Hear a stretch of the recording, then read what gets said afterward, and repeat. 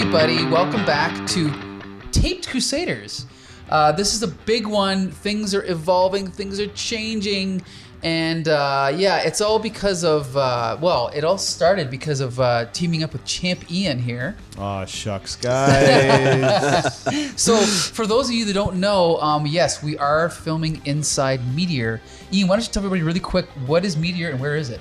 Meteor is in downtown Windsor on University Avenue, right across from the renowned Fog Lounge and the also probably renowned Capitol Theater. Upstairs above the Sushi California, we have been an event space / music venue for the last, I'm going to say 4 years or so. We opened up right before COVID. So, we like to do a whole bunch of different things here. Had a clown-themed Halloween party last night. We had some hardcore shows the night before. We had some jazz the night before that. And now we're recording a podcast about superheroes. Yes, we are.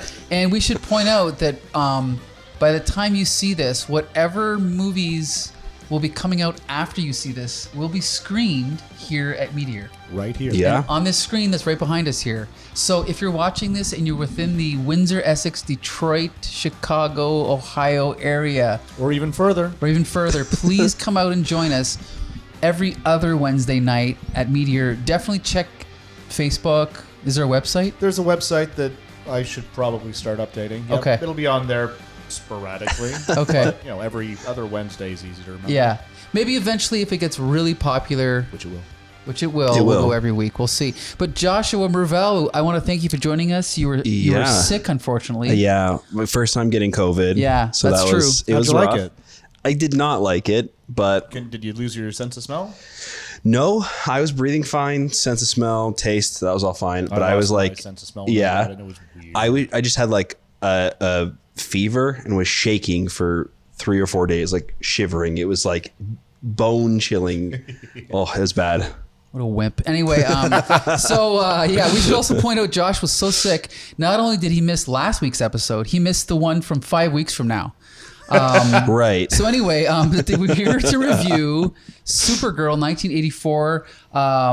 Obviously, I love Supergirl. Joshua Murr-VELL, do you love Supergirl? You a fan? I'm not too familiar with the character. Okay. I've read some comics with her, Sure. but I've never read like a specific Supergirl comic book.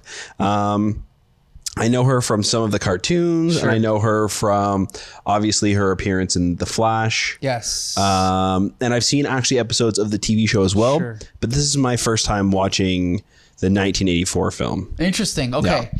Champion, are you familiar with Supergirl? I am so unfamiliar with Supergirl. I'm aware and have been aware that she existed, but that's about it. This is the first I've seen of any sort of Supergirl or Supergirl related, because I haven't seen The Flash either. So yeah, this is my first time seeing Supergirl on the screen or anywhere else. So some people, including people at DC Comics, didn't take the character seriously, but if you go back to, I think it was 58 when she was introduced, maybe I'm wrong about that, but Otto Binder and Al Plastino, I believe, created her. And if you go back and read those stories, other than the blatant sexism, they are awesome.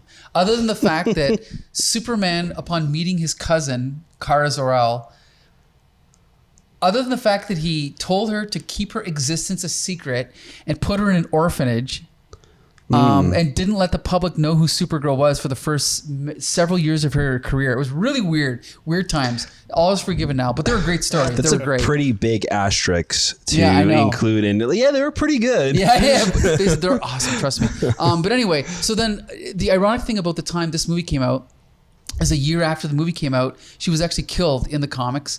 But then the character was kind of so important that they ended up bringing her back a couple years later. And there's been variations of the character ever since. But in my humble opinion, this movie, as well as the TV show with Melissa Benoist, have been the most accurate adaptation or version of the character. Interesting.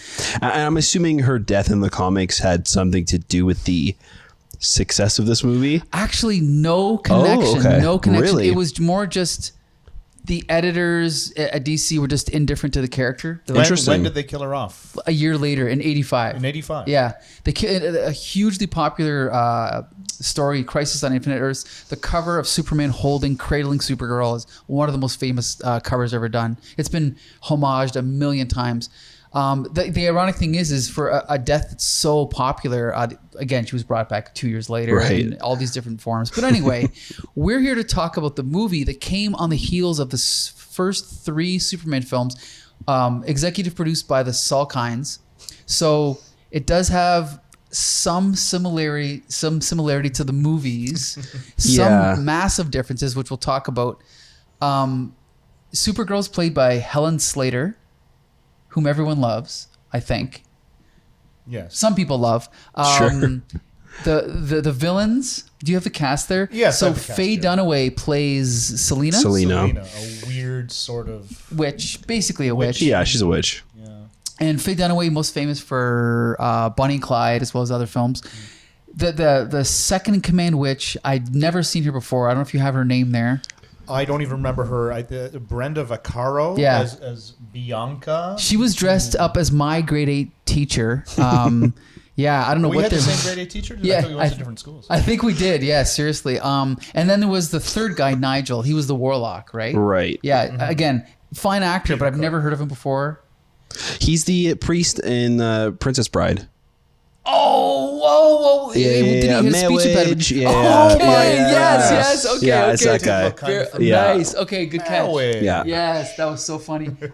And also, then there's a dopey hunk guy. I don't know who. Yeah, again, straight out of Dukes of Hazzard. Yeah, I don't know who this guy is. I'm not even going to bother looking. Okay, don't even look at your phone. Don't give your phone. That guy, I think, was also from Die Hard. Wow. Yeah, You're up in your movies here. The guy that I went on IMDb before we started filming. Okay. Because I was not familiar with really any of the cast. Sure. Just watching the movie, but it was one of those things where it's like, how do I know this person? They look familiar. Yeah. But yeah. And then there was one other person, and that was, is it Mark McClure? Jimmy Olsen from the Superman films. Yeah. I love that guy. But anyway, so that's the main cast. We also have Peter O'Toole from Lawrence of Arabia fame, who played Zartan.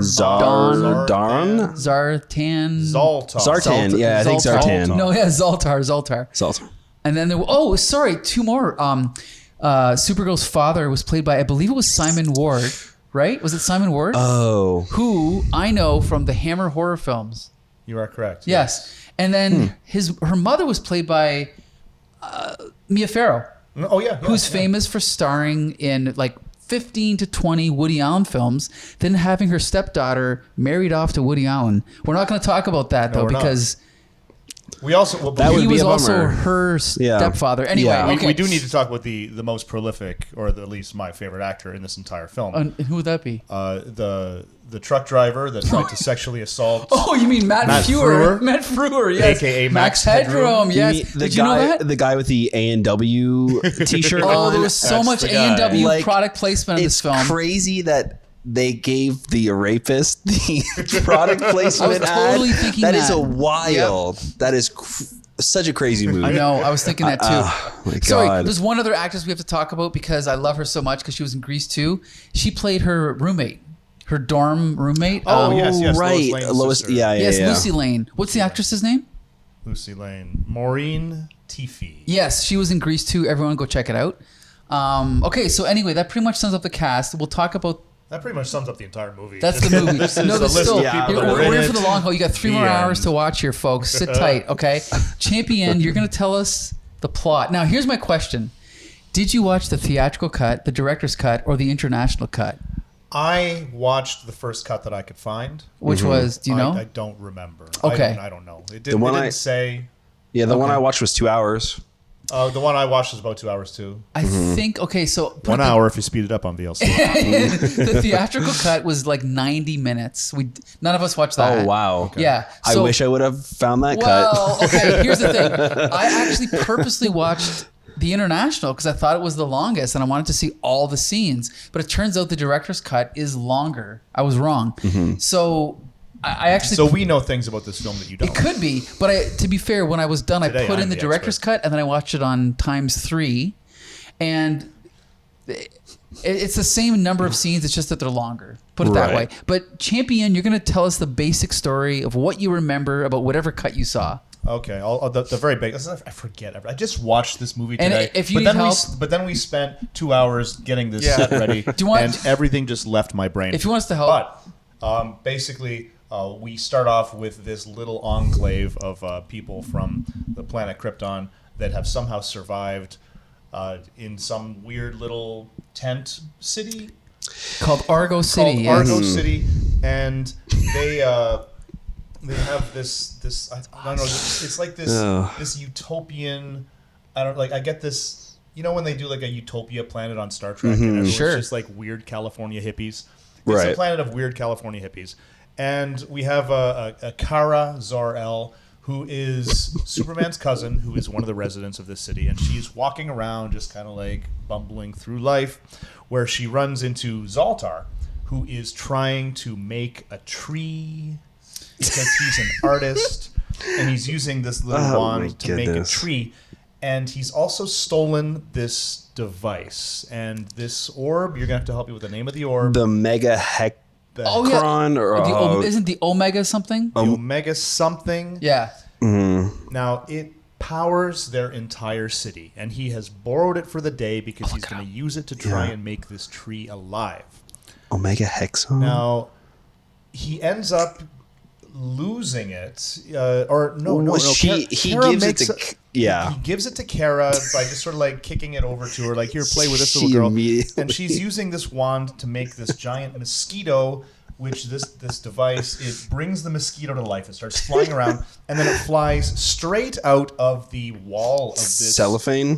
Basically, the walls of this this city are made of cellophane. Right. So all of a sudden, all the air starts Omega rushing Hedron. out. Yeah. Sorry. Omega Hedron. Hedron. Yeah.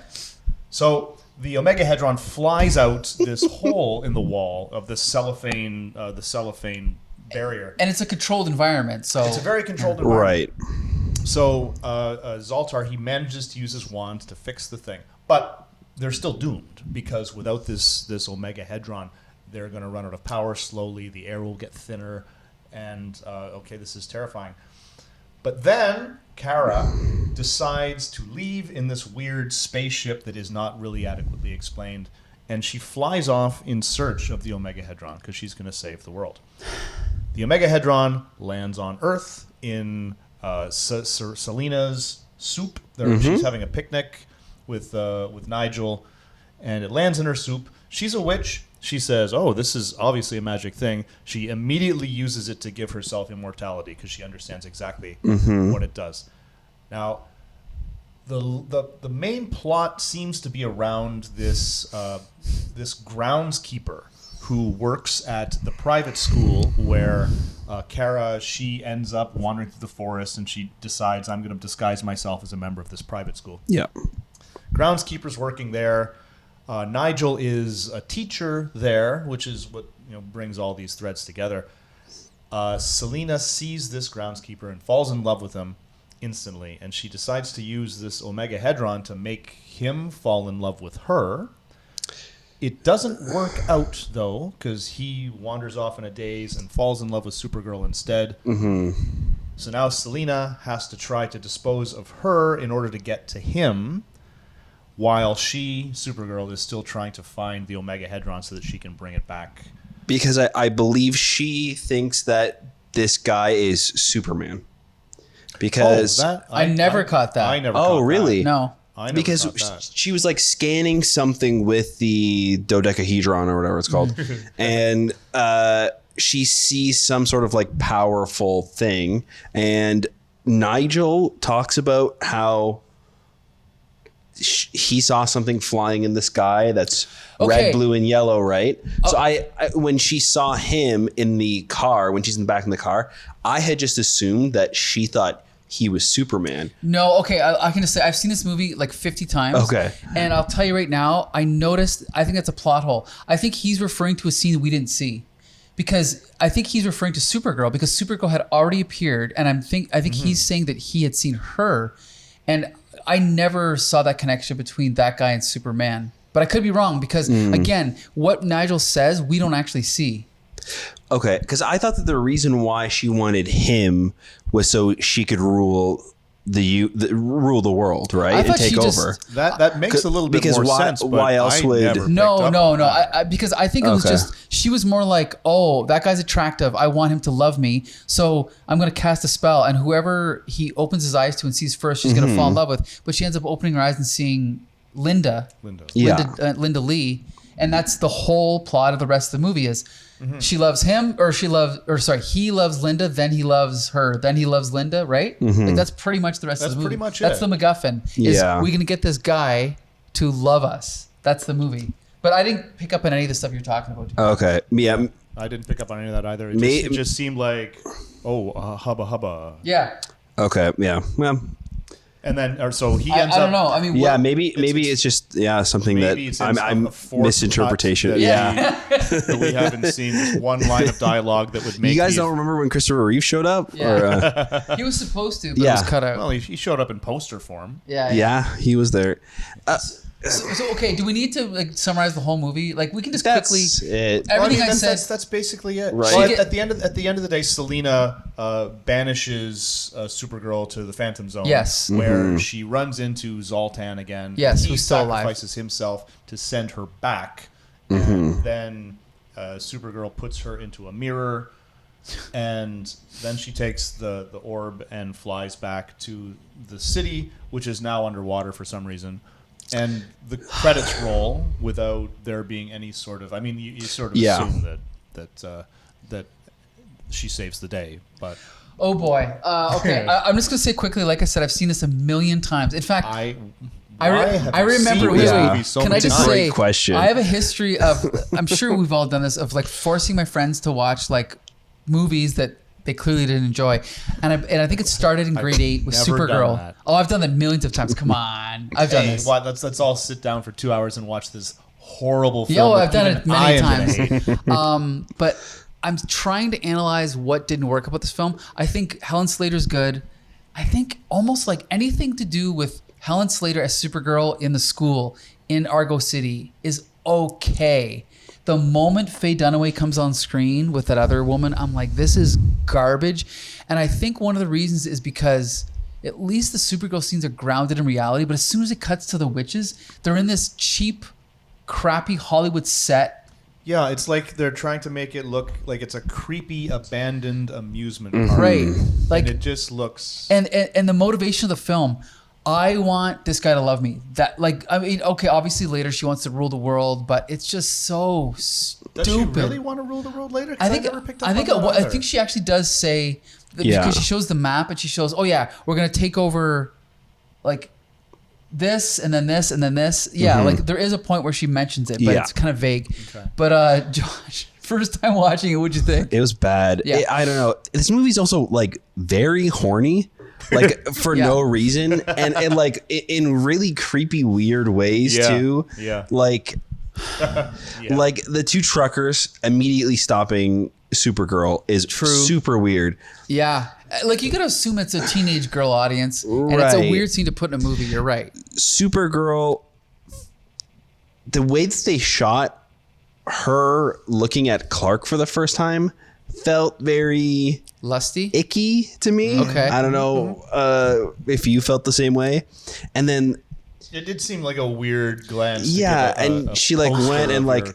touched his chest and kind of just like caressed the Yeah. poster. Like, dude, that's your. Yeah, Cousin. and then later on she's like practicing kissing in the mirror, and I don't know. There's just so much of this movie No. that feels very the fact that she makes a love potion for this guy, and there's a whole scene of her luring him into her lay. There's just so much about it that's like, Well, here's the thing, though. I'm going to forgive one thing. I think that showing her practicing in the mirror, I actually like that because I'm assuming that's something a teenage girl would do. I mean, I didn't do that, but maybe someone else would do it. Now, I assumed the writer was a woman, but it's not. The screenwriter No, of and course directors are not. both men. Now, what did give it away is you're watching all these scenes of like the other roommate in a bra and then or the whole dorm being like half naked in the shower. I'm like, well, now we're Yeah. turning it into remember Carrie, the beginning of Carrie. Now all of a sudden it's Carrie. Yeah, that was a little bit fishy. I don't mind the practicing kissing, but I do think the weird sexual assault scene, cut that out. Totally unnecessary. I think with everything on top of it, Yeah. the mirror scene feels weird. Sure. You know what I mean? Like it's just one thing too many. Yeah, it's just kind of like adding on to it. To me, it was clearly written by men writing a teenage girl who's Right. obviously never had that experience. Sure. And most likely never even had the fish out of water experience. The know, weird like- scene where she's in the dorm and she's putting on the bra Yeah. over her clothes and That was just weird. Yeah. stuffing it. Like, what are you doing? Yeah. Yeah, it definitely felt like a bunch of adults trying to think about what a teenage girl Right. would do in college. And at least, like, for example, when DC did Wonder Woman, they got Patty Jenkins. Patty was it? Jenkins, to yep. direct the film, which had a noticeable effect on what came out. And then you think that in 1984 they could have found someone to direct this. It was a woman, right? But I guess not. Okay. Or at least advise. on the Advise script Right, something. yeah. Yeah. point. Oh, I will also point out that and this is important. Her breasts were fake. The producers made her wear padding. Okay. Because her chest was not big enough. Just weird things like that. You know what I Right. mean? Like that's another example of kind of what Yeah. you're talking about. But okay, so Ian, what do you think about this movie? Let's talk about it. It was a fluff piece. There was really nothing to it. We discussed most of it. It just oozed misogyny, and it just it felt like Supergirl should be a strong character, and it was interesting to see how badly they handled that. Yeah. How they managed to, like, I can understand like a little being a little naive coming onto a whole new planet, but I think that's cool. but But, to have to practice, kissing in a mirror. There were other people on the like little bubble that she was in, Yeah, right? this is not a situation where these are the first people that she's ever Yeah. seen. Like she has had a social life on Sure, this other yeah. planet. We don't need to go through this whole like I'm exploring all of this. We don't need that. I also think that they completely missed out on what like. Okay, I'm happy that they didn't do a giant supervillain, right? I like that they keep it small. And sometimes you get sick of the world is going to end, so let's do a small scale villain. But the real danger in this film, in terms of like the universe, what's wrong, is this Omegahedron or whatever, and not the fact that this weird dime store sorceress has it, but the fact that without it, this city is going to die. Now, we didn't see any of that. We were just told, "Oh my God, we're all doomed," and now we're on Earth, and then she brings it back. Right. Why don't we flash back To her parents. Struggling, Why don't we yeah. flash back to the Good point. city struggling with no power and giving us a scope of what's Yeah. really at stake here, instead of everyone just fighting over Yeah. this country bumpkin? They even give her the little like Fitbit. Yeah. Why is she not tells using her- that to communicate with her that's a good point. parents, That's right? a very good Or- point. And you know what's funny is if you look at the budget, like I don't know how much the movie cost, 30, 40 million. The gigantic set at the beginning of Argo City. It looked beautiful. Yeah, it looked incredible. Multiple layers and walkways and levels and then they Spend more time there. right show for 5 minutes and then Even leave. if she's not there. Right. Good They point. Spent, Yeah. They spent that they spent all that money for the intro, and then the rest of the movie is just like on a soundstage in Right. California somewhere. Right. And what do they just knock it down, not use it again? No. Spend a good portion of the movie there. Maybe have her able to communicate back and forth or something. But that's where the peril was. And You know we what's- never saw it. It's funny because I think you mentioned, or one of you mentioned, that the ending kind of just ends. Yeah. She flies back into the water, and then it just rolls credits. Well, why don't we just show her reuniting with her parents? it would have taken 2 minutes, right? And it would have cost nothing. Right. Yeah, bizarre. It would have given closure. There was no closure to the film at all. And you know the thing is like, because I was thinking about this. Okay, so we have a city, we have a stunt. You know, the whatever that construction equipment thing was. That was. It's like okay, fine. In Superman, it was a helicopter goes out of control, and Superman has to save Lois Lane. Makes perfect sense. But in this movie, it wasn't that a piece of construction equipment fell, or no, it was possessed by Selena, but then it was knocking things over, but then the roommate got in, but then she got knocked out, but then it picked up the boyfriend because that was the motivation. That was the motivation. Not the boyfriend, but the hunk. I love the chomping. Yeah. It's just so now what we do is we don't see, like, it helps when you see something that could happen in reality that's prevented by a superhero. That's cool. But now we have a stupid motivation doing a stupid thing that no one, like, then Supergirl comes in and she kind of saves the day, but it's not like her powers are magic either. Like, it's science-y based, right? Even a lot of the stuff with Superman, it feels very like it's science fiction. Like, you don't know how it works, but you believe that it's like a technology or something. Because for the most part, there are rules, attached, for the most part. It's so to me, it was so like jarring that they just jumped right into magic. Like, they're swinging around a magic wand to control this ball, and then it immediately lands into a sorceress's hands. Okay, and, like, you're right, and that's even worse. And I was watching it, like, what are the chances of falling into this woman's? Yeah, why and her? So she's already a witch, and now I she can't has remember this thing. I can't remember where I heard this from. It might have actually been some of the Pixar teams, like story team, and they said that it's okay to get a character into a situation by coincidence, but you can't get them out. But this movie, it's like every single thing happened by coincidence, like everything. It almost read like fan fiction at times. Yeah. Like, even down to the, like, I'm Superman's cousin, and I'm going to high school, or I'm going to college, and my roommate's Lois Lane's daughter. Okay. And our teacher's actually an evil warlock. Okay. Like, it's so... I gotta say, okay, to be fair, you're right. The ridiculousness of her roommate being Lois Lane's sister is ridiculous. But again, that's the comics. They were made for kids. I can forgive that.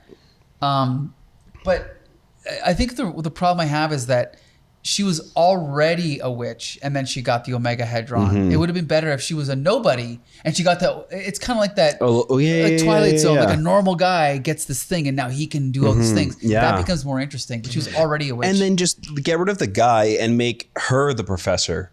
Yeah, right. Because like, I gotta say, one thing that was good in the writing was when you all of a sudden Nigel walks in and he's a teacher. That was actually smart. A smart way to reveal it. It was surprising. Yeah. But you're right. Why wasn't it just Faye Dunaway? Yeah. Yeah. It made no sense. So strange. Because if it was Faye Dunaway, it would have been more like a Buffy the Vampire thing where, you know, the bad guys and the good guys are kind of just in high school together. Like, it makes it cool, right? Yeah. Like, it's smarter that way. Whew, I don't know what else to say. Okay, let's talk about things that we did like. We talked about Argo City. We liked it. Yeah. I thought the Phantom Zone was actually pretty cool. And I gotta pretty say, abstract, yeah. Yeah, because it's actually more like the comics where it's more of a hellish landscape. The mirror is an entrance to the Phantom Zone, but showing what it's like there, I thought was pretty cool. Ian? Yeah, I got the sense that it was this weird hellish bog-like place where there is no time, there's no beginning, there's no end. You're just, once you're there, you're always there, and you always have been there. It felt very foreboding. Right. Josh, what do you think? I liked it. I think on its own, it would be really great. Okay. Like, if we saw that in a Superman movie, I think it would be, I think it would have more of an impact. But in this movie, I felt like every set piece was this ridiculous, nonsensical thing happening. You know what I mean? It almost like lessened the Phantom Zone being so crazy and weird. Everything else lacking cohesion diminished the impact of this. Yeah. So, like, just expecting this to be silly too. So the couple of fights that happen in this movie, like the big set pieces, are the runaway construction vehicle that scoops up Junk. the guy and Yep. whatever. The hungry hippo machine. Yeah. Then we have Selena send a goat. What did they call it? Like she's fighting wind, and she Yeah. just banishes the wind away. It was like some the little invisible the demon thing, Oh, and that was she junk. goes and she gets a lightning rod to make Junk. invisible. Right? Yeah, it doesn't make any sense. And then the climax of the movie, she's fighting like a demon. a box that has turned into a dragon demon. Yeah. That is like inside of the mirrors. It's like I didn't so even know what was going on. wild. Like none of it really makes sense, and it's kind of just described away as magic stuff's happening, right? So And also then her friends are all captured in these cages, and it was just it Yeah. was almost just Forgot about Yeah, that. it was just like Go-go dancer cliche. cages. Oh, it was bad. yeah, so it almost made the Phantom Zone just like, oh, okay, yeah. It's like another crazy thing that Selena has cooked up. The Right. movie. I mean, Selena didn't cook up the Phantom Yeah, Zone. for sure. Yeah, so the Phantom Zone, But also the fact that she knew how to banish her yeah, to the Phantom Zone. and that's another thing too. She immediately knew what the megahedron was, but then didn't know how to use it properly. It didn't know anything about it was confusing what she did know about this thing and didn't know. I don't know. I feel like it was just very kind of It was all put too together, convenient. yeah. Like she knew what it could do when the Right. script required her to do Yeah, something with yeah. it, and she didn't know what it could do when the script Yeah. required that of her. yeah. I think It's strange. Yeah, I think it was one of those movies where they built the sets before they had a script, right? Probably. They probably compromised a lot of things, but also, I mean, it's not even like they tricked people because the film cost $35 million. It only made $14 million. So it essentially killed the Superman franchise. This movie is actually why the Salkinds sold the rights to Canon.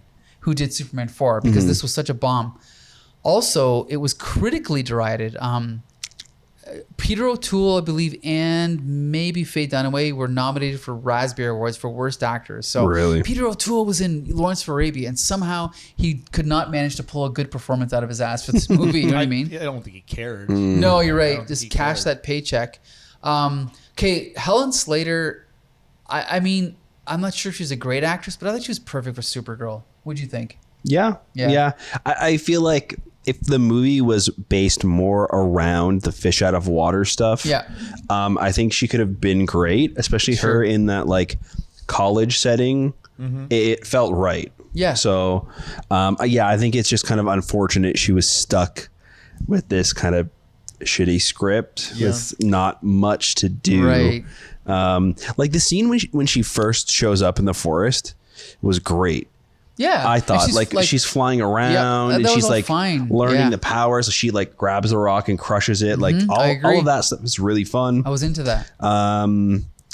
Yeah, I think she's just kind of stuck in this meandering plot that doesn't really go anywhere. It doesn't really know what kind of story it wants to tell. So I agree. What'd you think, Ian? Of She was likable. Yeah. She was likable.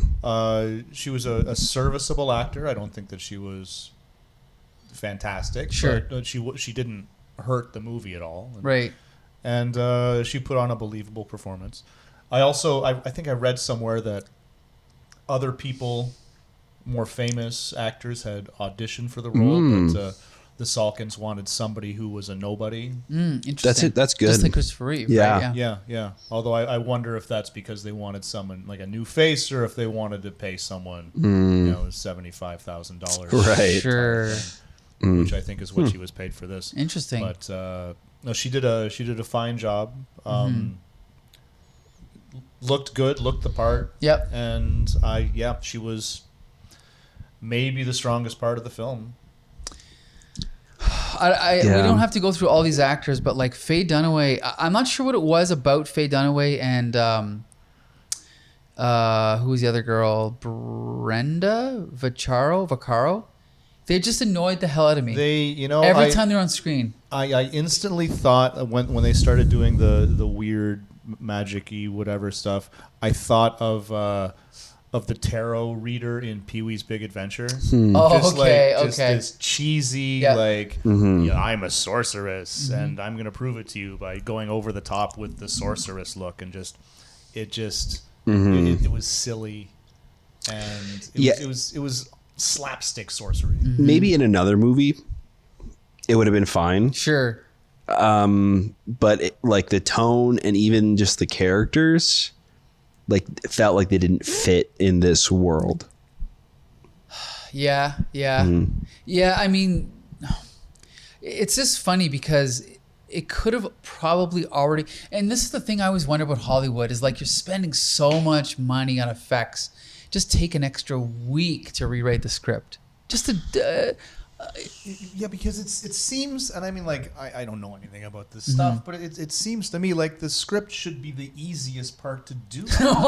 Yeah, like not the easy, but I know what you mean. Like when it comes to throwing money at stuff. Sure, right? you're yes. Like what is easier, to make this giant city set, right, and throw millions of dollars at that, or throw a couple $100,000 at somebody who knows how to write a script? That's like, the key. why is that the first thing that is always lacking? The compromise, you're right. And in fact, and the thing is too is I've seen and I've worked on movies that have terrible scripts, but if you get half intelligent people with a bad script, they can almost work it out in a way that they can make it work.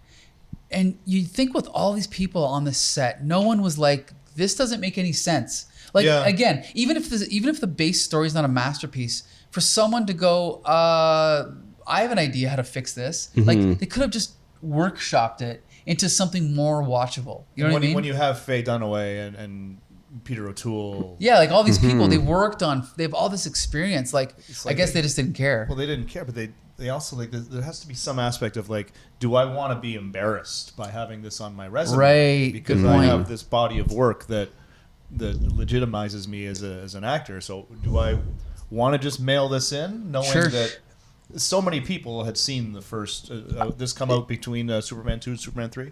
So I think 3 and 4, right? 3 and 4. So it's an even more reason franchise with a lot of people watching it. They know that people are going to see this. You know, that kind of reminds me, apparently Ed Norton, when he did 2 movies that I can think of, American History X and Incredible Hulk, he was infamously combative with the director, apparently.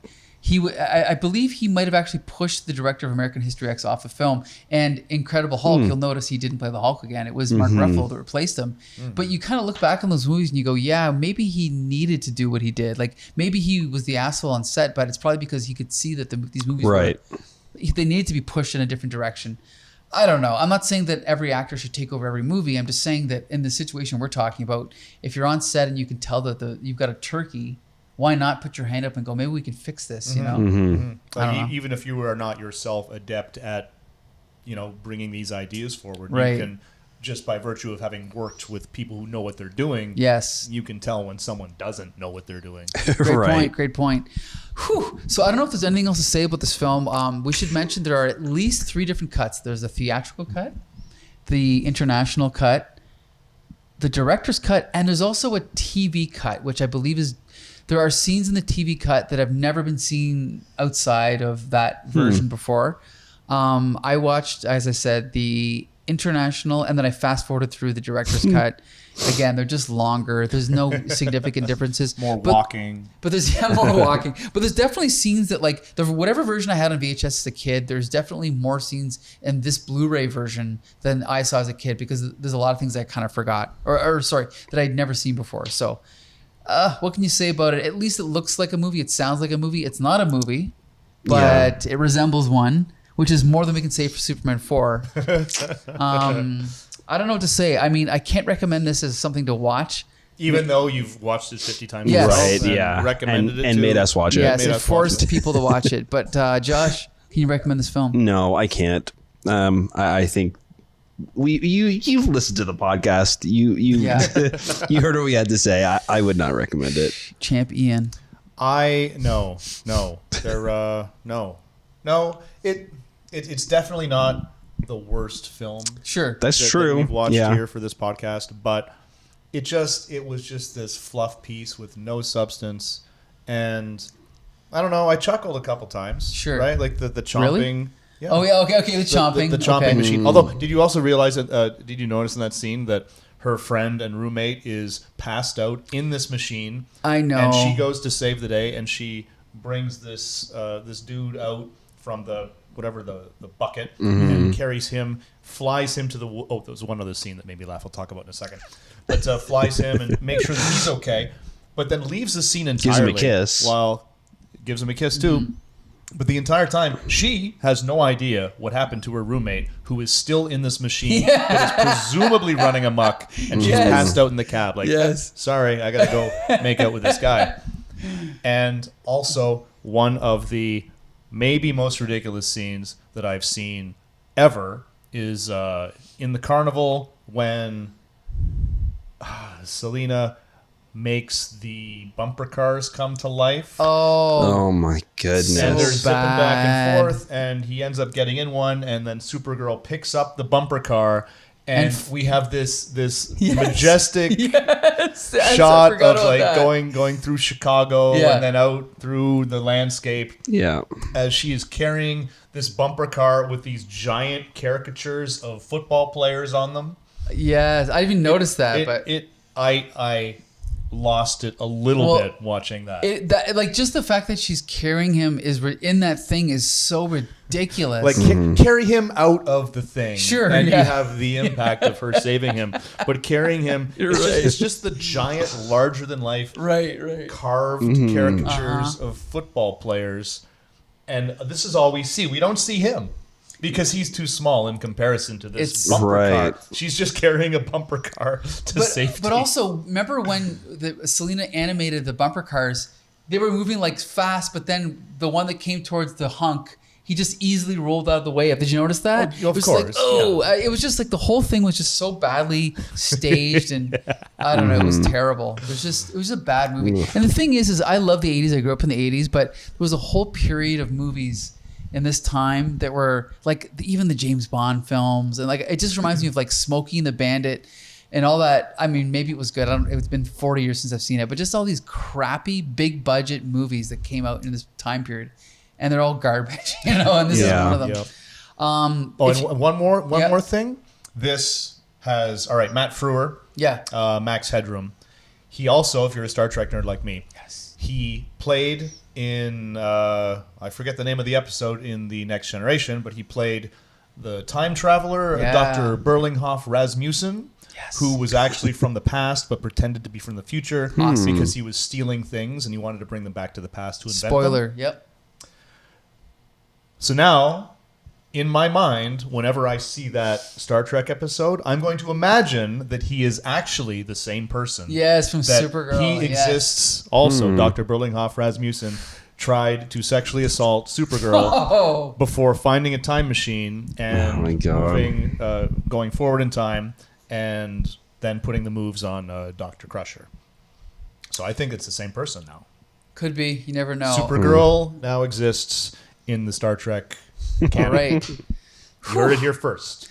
Or maybe not. I don't know if that's good or bad, but so this was the last we saw of Supergirl, at least in live action, until the TV show. Not well written.